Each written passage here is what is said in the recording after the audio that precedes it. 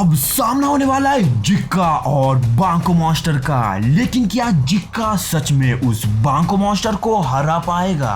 अब आगे transform monster को फेस करने की तैयारी में जिक्का अपना पोशाक उतारना शुरू कर देता है। ये उसका तरीका था स्पिरिचुअल फोकस को स्टेबल रखने का।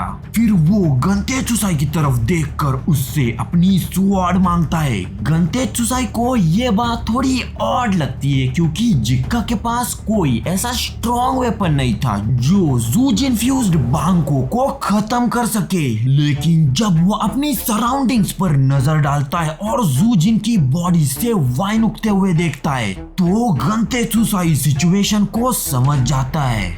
आखिरकार वो जिक्का के प्लान के साथ चलने का डिसाइड करता है और बिना कुछ कहे अपनी स्वॉर्ड उसके हाथ में दे देता है। अपनी स्पेशल इंट्यूशन का यूज करते हुए जिक्का हर एक फेटल मिस्टेक को पहले ही सेंस कर लेता है। हर वो मूव जो उसे तुरंत मौत तक ले जा सकता था। जब वो मॉन्स्टर को टेक डाउन करने के लिए आगे बढ़ता है, धीरे धीरे ऑलमोस्ट कैजुअली वो काउंटलेस जगह से गुजर जाता है। जहां एक सेकंड भी रुकता तो इंस्टेंट डेथ कंफर्म थी। और फिर आखिरकार जिक्का एक परफेक्ट पोजीशन पर आ जाता है जहां उसके अराउंड सही हवा, सही प्रेजेंस और सही टाइमिंग सब कुछ अलाइन हो जाता है मॉन्स्टर को गिराने के लिए। जैसे ही सब कुछ फुल्ली परफेक्ट सिंक में आ जाता है, जिक्का गंते चुसाई की स्वॉर्ड को एक क्लियर स्विंग देता है और एक झटके में जूज इन्फ्यूज्ड बांको का हेड अलग कर देता है।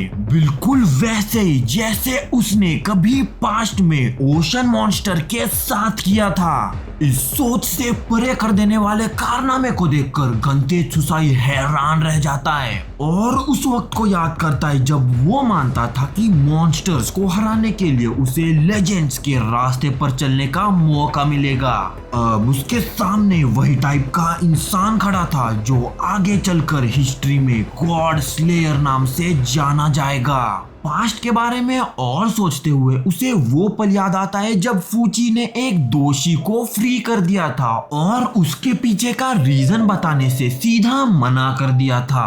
और जैसे जूजिन का एक बेबी क्लोन धीरे धीरे उसकी तरफ बढ़ने लगता है, गंते चुसाई कह देता है कि अब वो समझने लगा है कि फूची किस जगह से सोच रहा था। मॉन्स्टर से लड़ना सिर्फ थ्रिल के लिए अब उसकी इस उम्र में उसे बिल्कुल भी अफेक्ट नहीं करता। उसके सामने फ्लावर्स के फील्ड को क्रॉस करते हुए जिक्का आगे बढ़ता है और सीधा टांडेन के पास पहुंचता है उसे डिस्ट्रॉय करने के लिए। गंते चुसाई उसे वार्न करने की कोशिश करता है कि अगर वो आगे बढ़ा तो इसका गाबीमारू और चोबे पर भी इफेक्ट पड़ सकता है क्योंकि उनका ताओ मॉन्स्टर के साथ डायरेक्ट कनेक्शन है। ये सब बातें बताए जाने के बावजूद जिक्का रिस्क को इग्नोर करता है और टेंडेंस को डिस्ट्रॉय कर देता है। जैसे जूज इन्फ्यूज्ड बांको का कोर टूटता है, उसके रिमेन्स के ट्रेसेस धीरे धीरे मुरझाने लगते हैं। लेकिन जिक्का और गंते चुसाई जल्द ही ये रियलाइज कर लेते हैं कि ये जायंट क्रिएचर अभी भी अलाइव है। रीजन क्लियर था, सुबह हो चुकी थी बिल्कुल वैसे ही जैसे मैंने पहले वार्न किया था। और अब इस वजह से उन्हें एक बार फिर सभी टेंडेंस को साइमल्टेनियसली डिस्ट्रॉय करने का टास्क लेना पड़ेगा। चोबे देखता है कि वो टेंडन धूप लगते ही धीरे धीरे दोबारा रीजनरेट होने लगा है और साथ ही उसे एहसास होता है कि उसका स्टेमिना ऑलमोस्ट खत्म हो चुका है। दोबारा डिस्ट्रॉय करने की ताकत ही नहीं बची। तब तोमा जोर से पुकार कर चोबे से कहता है कि मॉन्स्टर्स को पीछे छोड़ दो और दोनों मिलकर इस आइलैंड से निकलने का रास्ता ढूंढते। उसकी आंखों में यहाँ मरने का कोई मतलब नहीं था क्योंकि ये उन्हें बिल्कुल भी उनके फादर से अलग नहीं बनाता। लेकिन अपने भाई की इस आखिरी गुहार के बावजूद चोबे अपनी टूटी हुई स्टेट को एक आखिरी बार एक्टिवेट करता है और अपनी वाइन्स का यूज करके वो टेंडन के अंदर तक घुस जाता है। अब ये क्लियर हो जाता है कि चोबे के पास सही एट्रीब्यूट नहीं है, पर वो बेवकूफ नहीं, स्मार्ट है। अपनी वाइन्स का यूज करके वो रूट्स को आर पार छेद देता है और जैसे ही रूट हिट होती है मेन बॉडी का रीजनरेशन पूरी तरह से रुक जाता है। अब बस एक लास्ट काम बचा था, बाकी सारे बचे हुए टेंडेंस को डिस्ट्रॉय करना। एंड चोबे डिसाइड करता है कि वो एग्जैक्टली ये मेथड हर एक लोकेशन पर रिपीट करेगा और इस तरह वो उस इमॉर्टल को कंप्लीटली डिस्ट्रॉय कर देगा। और देखो उसका प्लान सक्सेसफुल हो जाता है। सब लोग अपनी आंखों से देखते हैं कि चोबे की वाइन्स हर एक लोकेशन के टेंडन से फूट कर बाहर निकल रही हैं। एक आखिरी बार हमारा खौफनाक बैंडिट वही वर्ड्स बोलता है, ब्रेक डाउन और कंप्लीटली बिखर जाओ।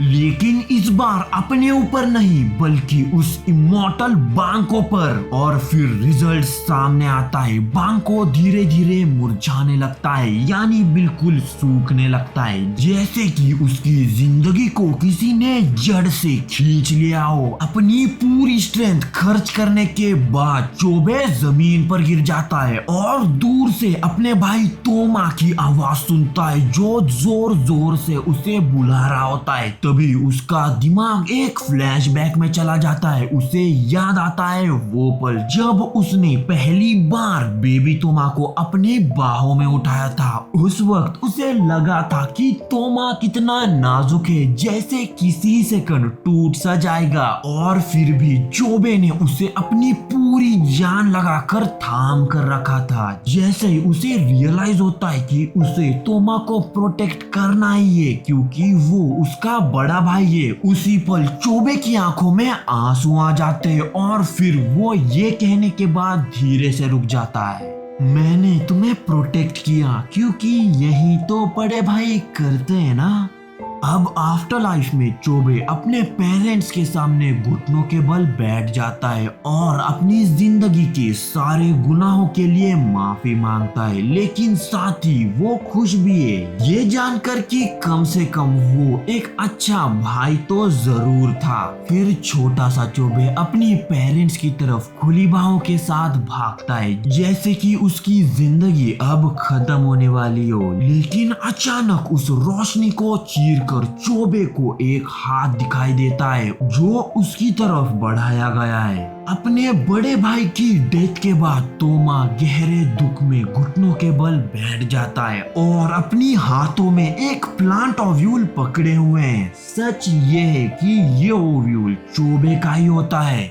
वहीं दूसरी तरफ मैं और यूजुरिया टेंपल से बाहर की तरफ भागती है। दोनों कंप्लेन करती है कि हवा में बहुत तेज बदबू फैल रही है, उन्हें सांस लेना भी मुश्किल हो गया है। और तभी उनके सामने गुइफा आ जाता है जो एक बच्चे की फॉर्म में होता है और अपनी हाथों में एक अजीब सी पॉट जैसी चीज पकड़े हुए है। गुइफा उन्हें बताता है कि जब जिक्का ने डिवाइन बांको को गिरा दिया तब से गुइफा सेंस कर पा रहा है कि सिर्फ बांको का ताओ ही नहीं बल्कि पूरे आइलैंड का ताओ भी खत्म हो चुका है। इसका मतलब ये है कि ये जमीन जल्दी अपना एंड देखने वाली है, यानी ये आइलैंड अब डिस्ट्रॉय होने वाला है। फिर गुइफा आगे एक्सप्लेन करता है कि जूजिन ने जो भी किया उसके पीछे एक रीजन था। वो चाहती थी कि सारे फेलो टेंसन्स उसे प्रेस करे, सिर्फ उसकी तारीफ करे।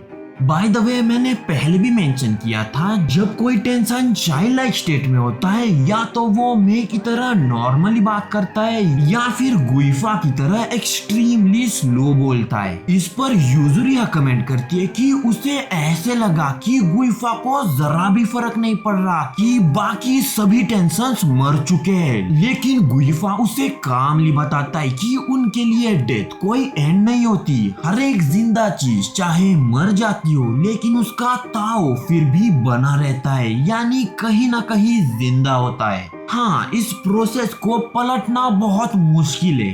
एक्चुअली नॉर्मल हालात में ये लगभग इम्पॉसिबल ही होता है, लेकिन फिर ये छोटा सा आदमी उन्हें एक और बात रिवील करता है कि उनके पास रिवाइव होने का एक चांस अभी भी है। उस बेसिन के थ्रू जो उसने अपनी हाथों में पकड़ा है, उस कंटेनर के अंदर गिर चुके टेंशंस के सारे ओव्यूल्स मौजूद है, और अगर 1000 साल गुजर जाते तो ये ओव्यूल्स उन्हें फुल्ली रिवाइव कर देंगे, यानी दोबारा एक बार फिर जिंदा कर देंगे।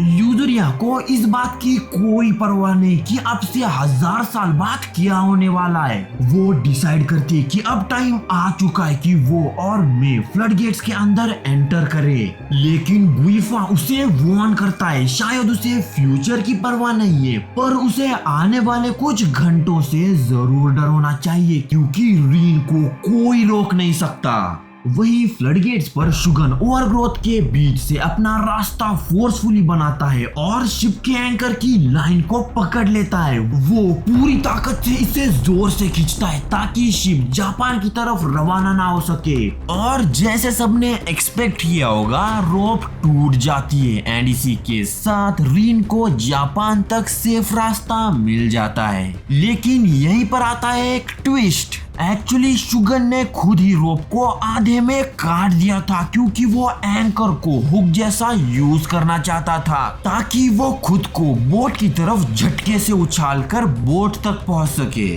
और वो सक्सेसफुली बोट के ऊपर लैंड भी कर जाता है।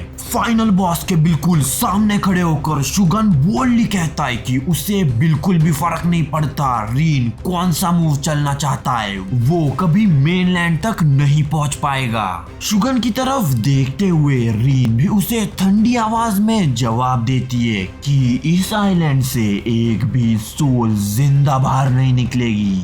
शुगन उसी मॉर्टल पर पूरी तेजी से अटैक करता है। रीन बिना किसी मुश्किल के खुद को डिफेंड कर लेती है, लेकिन वो पूरी ताकत यूज नहीं करती क्योंकि वो शिप के इंटीरियर को डैमेज नहीं करना चाहती। शुगन अपने आप को जोर से पुकारता हुआ कहता है कि वो बिल्कुल नहीं डरेगा, और फिर रीन की चेस्ट के अक्रॉस एक स्लैश मार देता है। ये अटैक टेंडन से कनेक्ट तो होता है, लेकिन कोई इफेक्ट नहीं होता। रीजन सिंपल था, शुगन का वाटर टाओ रीन के वुड टाओ को रोकने के लिए सही मैच नहीं था, और फिर रीन शांति से अपना फिंगर आगे पॉइंट करती है और ताओ का एक ब्लास्ट फायर करती है जो डायरेक्टली शुगन के चेस्ट पर हिट करता है, बिल्कुल उसी जगह जहां पर उसका दिल होना चाहिए। पीछे स्लाइड करते हुए और अपने दांत भींचते हुए यामादा असाइमोन शुगन कहता है कि वो इन धोखे से भरे डार्क आर्ट्स में कभी नहीं गिरेगा। फिर वो एक शॉकिंग चीज रिवील करता है कि किसी तरह रीन का ताओ ब्लास्ट असल में तेंजा की हेडबैंड पर जा लगा था, जो शुगन ने अपने कपड़ों के नीचे संभाल कर रखा हुआ था। शुगन समझ जाता है कि तेंजा ने उसे एक बार फिर बचा लिया। वो ये भी नोट करता है कि बिना सोचे समझे अटैक करना उसके किसी भी काम का नहीं, ये सिर्फ उसे कमजोर करेगा। जीतने के लिए अब उसे ट्रू एसेंस को बाहर बुलाना होगा, और वो एसेंस और कुछ नहीं यामादा